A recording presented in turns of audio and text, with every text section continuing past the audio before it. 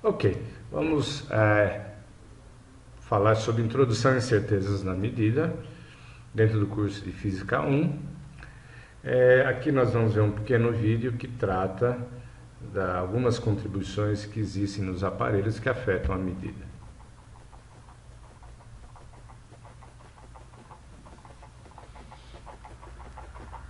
Veja que o zero da régua foram alinhados, no entanto a marca dos 50 centímetros estão pouco diferentes.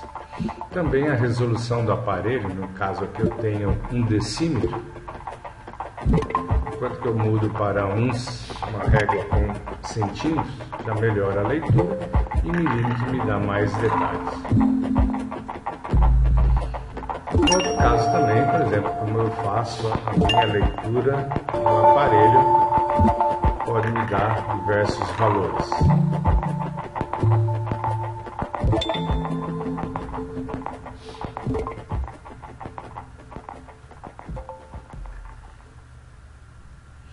Ok, nós vimos aí no vídeo várias contribuições, e a física é uma ciência experimental que depende das observações e que elas devem ser quantificadas, fornecer um número. Então aqui nós temos a natureza, eu preciso ter um aparelho, seja uma régua, uma balança, que ela interage com a natureza. O sensor interage com a natureza, daqui a gente já tem uma incerteza dessa interação. E da mesma forma, a pessoa precisa fazer a leitura. Então, essa maneira como a pessoa ou uma máquina faz a leitura também gera uma incerteza aqui. E esse é o propósito dessa aula, entender essas incertezas. O valor verdadeiro não existe, ele existe, mas não é conhecido. O máximo que eu posso fazer é estabelecer um padrão e comparar, pegar um aparelho e fazer uma medida desse padrão. Mas esse padrão já é algo que tem uma certa incerteza, e essa incerteza é transmitida no meu ensaio. Além disso, existem várias interferências e ruídos que afetam o valor medido. Portanto, num ensaio, além da grandeza que eu estou medindo, seja o comprimento, a massa, o tamanho, peso, força, eu preciso também conhecer essa incerteza. Se a gente fosse fazer um gráfico do tempo em função do valor do ruído, nós veremos um sinal desse jeito aqui, alguma coisa desse tipo. Elas são variações aleatórias. Ao passo que numa interferência, se eu fosse fazer uma leitura do valor da interferência, tenho algo assim, e a gente percebe que o valor médio existe uma diferença com o zero. Então, isso que difere ruído de interferência. A incerteza ela depende do aparelho, como nós vimos, da pessoa, do jeito de medir, do ambiente, da grandeza medida, do material e até do procedimento, da metodologia adotada para se medir. Vamos abordar aqui nesse curso 3 tipos de incerteza. A primeira delas é o aparelho. Vamos tomar como exemplo que a gente queira medir esse inseto, alinhamos o zero e o ponta do animal está aqui. A gente percebe que o valor do animal está entre essas duas escalas, que está entre 1,5 e 1,6 centímetros. Então, a gente adota o seguinte: a incerteza do aparelho depende da resolução do aparelho, que é a menor divisão entre duas marcas sucessivas. Então, se a gente olhar nessa régua, por exemplo, aqui pegar o zero e essa marca, que é a marca sucessiva, essa distância aqui, nesse caso, corresponde a 1 milímetro. No caso de um aparelho digital, como não é uma marca sucessiva, a gente tem que ver o quanto varia esse último dígito aqui. E ele pode ser dado visualmente, fazendo uma variação da medida, ou consultando o manual do aparelho. Exemplo, olhemos esse multímetro digital, eu tenho aqui uma leitura de 88,2 milivolts. Consultando o manual, eu vejo que Nessa escala, o aparelho varia de 0,1 mV. Olhando nesse multímetro analógico, por exemplo, essa escala aqui essa marca corresponde a 2, essa marca corresponde a 1. E olhamos aqui, nós temos 1, 2, 3, 4, 5 marcas, ou seja, 1 volt dividido por 5 corresponde a 0,2 volts. Então é a divisão de escala. Se olharmos, por exemplo, já na escala acima, aqui é 10, aqui é 5, e aqui cada marquinha corresponde a 1, 2, 3, 4, 5 volts. A divisão de escala é 1 volt. A incerteza do aparelho, que eu vou chamar de IAP, corresponde a, no caso de um aparelho analógico, a divisão de escala dividido por N, onde N é um fator que depende. Aparelhos usuais consideram como 2, e aparelhos excelentes, certificados, padronizados, posso adotar 10. Aqui no nosso curso, vamos adotar N igual a 2.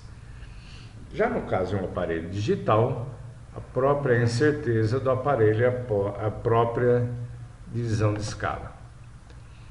Vamos verificar aqui um efeito da resolução do aparelho. Nós temos aqui um aparelho cuja divisão de escala é 1 decímetro ou 10 centímetros. Por se tratar de um aparelho analógico, pegamos 1 decímetro e dividimos por 2, que dá meio decímetro ou 5 centímetros. E perceba que a leitura está entre 0 e 10 centímetros. Muito bem. Vamos melhorar a resolução do aparelho. Eu passo agora para um aparelho cuja divisão de escala é 1 centímetro. Portanto, a incerteza do aparelho é a metade, meio centímetro, e a leitura a gente percebe que está entre os 5 e os 6. Melhoremos mais ainda a resolução do aparelho. Eu tenho agora um aparelho cuja divisão de escala é 1 milímetro, 0,1 centímetro. A incerteza do aparelho é a metade disso, que dá 0,05 centímetros. E perceba que agora a leitura da medida está entre 5 centímetros e 5,1 centímetros. No caso digital, nós já vimos que aqui é 0,1 milivolt, a incerteza do aparelho é igual à divisão de escala, portanto, aqui a minha leitura é 88,2 milivolts, com uma incerteza do aparelho de 0,1 milivolts. Outro tipo de incerteza que existe, tanto no aparelho analógico digital, é sobre a escala. Circuitos digitais possuem vários componentes eletrônicos e pode acontecer desses componentes, eles têm uma tolerância, uma incerteza, e isso se propaga na medida. No caso de um aparelho analógico, a máquina que faz as marcas na régua, ela pode com o tempo sofrer um desgaste ou alguma mudança na regulagem, e as marcas seriam um pouco diferentes, como nós já vimos no vídeo. Então, se a gente imaginar no caso de um aparelho analógico, que a marca pode estar aqui ou aqui, em termos de estatística, a gente pode presumir que qualquer marca nesse intervalo é igualmente aceita. E por meio de tratamento científico, significa que a gente pega a incerteza do aparelho e divida pela raiz de 3. Em geral, num ensaio, se costuma efetuar várias medidas, a não ser quando a gente usa uma régua para fazer uma leitura direta, e aí todas as medidas acabam tendo os mesmos valores, e aí eu posso efetuar apenas uma medida. Okay? Quando a gente faz, por exemplo, vários ensaios, o valor pode variar, e aí a gente adota o valor médio, que é a soma dividido pelo número de medidas. No Excel, o comando é tomado como igual à média, célula inicial e final, onde eu coloco nas várias células os valores das minhas medidas. É um exemplo aqui, é um ensaio de um lançamento de uma esfera em que eu meço o tempo de queda. Meu aparelho fornece esse tipo de leitura. Perceba que nós temos aqui algumas mudanças que é inerente do aparelho. Muito bem. Uso aqui para calcular média esse comando, média, célula inicial aqui é H4, célula final H13, ele já me fornece o valor médio aqui. Contudo, perceba que esses valores, eles não são únicos, eles variam. Portanto, eu posso ter uma variação assim, posso ter uma variação desse jeito, posso também ter uma variação assim.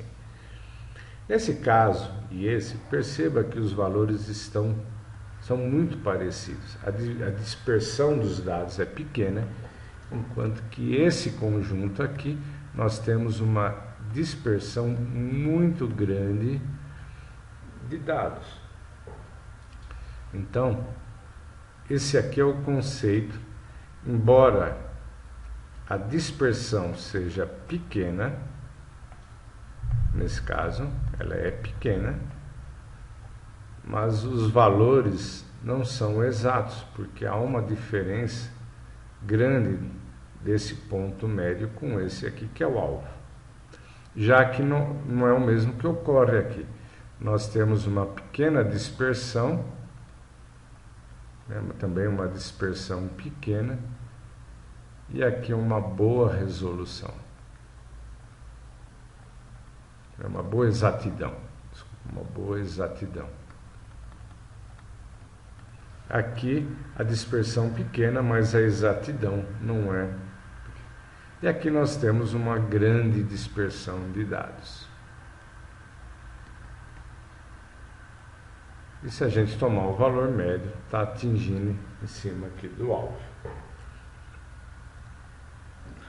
Um desvio eu vou adotar como sendo o valor da medida menos o valor médio. Para fazer a soma desses desvios, eu uso o comando de var.a, variação da amostra, pego o valor da célula inicial final. Contudo, se eu fizer isso, fizer uma soma, eu vou descobrir que o valor é zero. Para resolver esse problema, pegamos o desvio e levamos ao quadrado para eliminar o sinal negativo. Esse comando chama-se desvq. Ao fazer o desvio quadrático, eu vou encontrar um valor e esse valor, esse resultado está associado com a variância. A variância é definida por meio dessa fórmula. Contudo, o que é mais importante para nós é a definição do desvio padrão, que é a raiz quadrada da variância, que é dado por essa fórmula, e que no Excel eu uso o comando desvpad-a, onde o A vem do conceito de amostra. Contudo, o que a gente quer saber é a melhor estimativa da medida. Nós já vimos que a melhor estimativa da medida está associado com o valor médio. Porém, imagine que eu faça vários ensaios, N ensaios, com os mesmos processos e equipamentos, mas em momentos diferentes. Então eu vou ter um conjunto. Para o primeiro ensaio eu vou ter um valor médio 1, se eu fizer o segundo ensaio eu vou ter um valor médio 2, valor médio 3 e assim por diante. Muito bem, nada garante que o valor médio seja igual em todos os ensaios.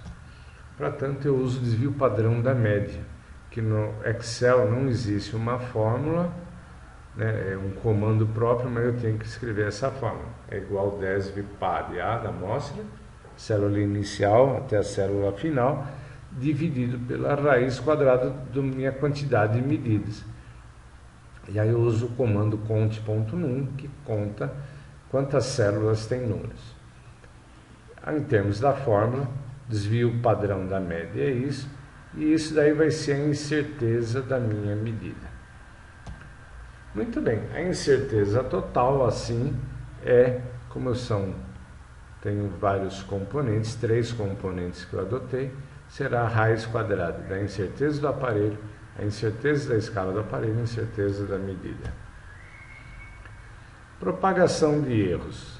A gente vai precisar usar um conceito aqui, que chama expansão série Taylor, que é quando eu tenho um valor médio aqui e uma incerteza pequena, eu posso aproximar como o valor da função no valor médio, mais a derivada em função de x, calculado no valor médio, vezes a incerteza. Vamos ver isso aqui com mais detalhes. Imagina que eu tenho uma soma, que é a soma de duas quantidades A mais B, onde a quantidade A é essa e a quantidade B é essa aqui. Muito bem. Olhando a fórmula, a minha função aqui, ela contém dois termos, que é A mais B. Portanto, o valor final vai ser o valor da função nesse ponto, A mais B, ao valor médio, mais o valor médio de B, mais ou menos a incerteza, que é uma derivada. Como eu tenho dois termos, eu tenho que calcular a derivada dessa função em relação a x, aplicada no ponto x igual a A, e a derivada da função aplicada x igual a B. Isso daqui é igual a df dA igual a derivada da função no ponto A, ponto B. Então, quando eu derivo isso daqui, essa função, derivada de f em relação a A dá 1, a derivada de f em relação à variável b também dá 1, e olhando a fórmula, essa quantidade df dA vezes a incerteza dela, que é A, então isso daqui dá A, df dB vezes B, que vai dar B, e aí a incerteza total vai ser a raiz quadrada, que são dois componentes, A e B, é A ao quadrado mais B ao quadrado. Mesma coisa acontece na subtração. A minha função agora é A menos B, ok? Aplico a derivada df em relação a A, de novo, dá 1, df dB dá menos 1, ok?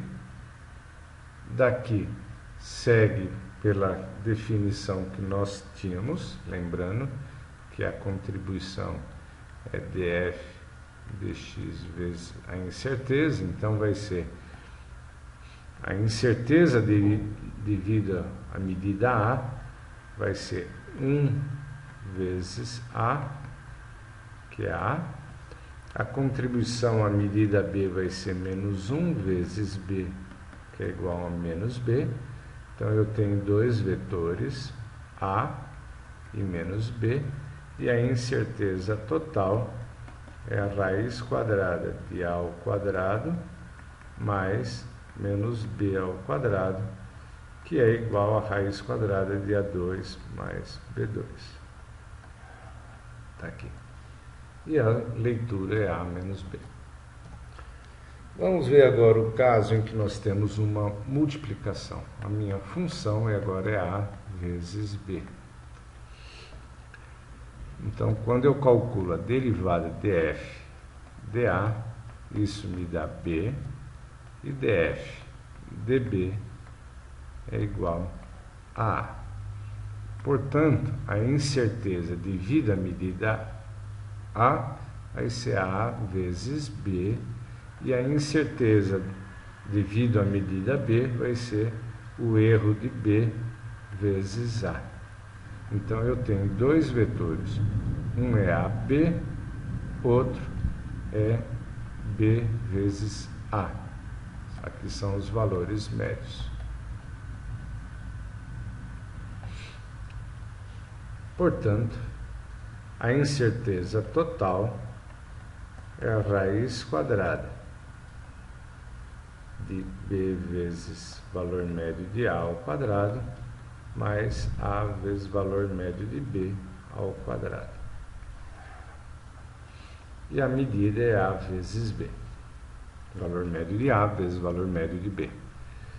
No caso de uma divisão, a dividido por b, é melhor eu escrever dessa forma, uma função de a, b menos 1. E aí fica dessa forma, a derivada df dA é b menos 1. A derivada de f db vai ser, mantém o a, desce o expoente, menos, e subtrai 1 daqui, b menos 2. Portanto, a contribuição à incerteza devido à medida a vai ser o erro de a vezes b menos 1. A contribuição à incerteza devido à medida b, que é o valor médio, valor médio vai ser o erro de b vezes negativo, valor médio de a dividido por b, valor médio de b ao quadrado. Portanto, a incerteza total é a raiz quadrada de AB médio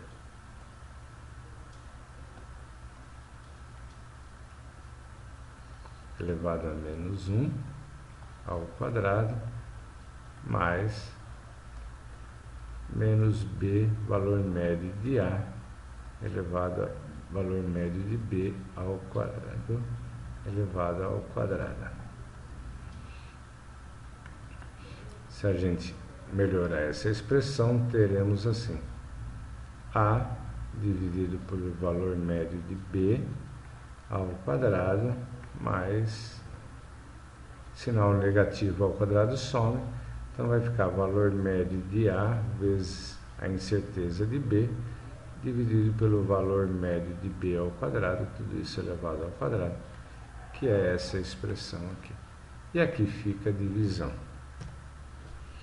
Imagine que agora a minha função é seno de a. A derivada dessa função, derivada de seno, é cosseno de a, valor médio de a.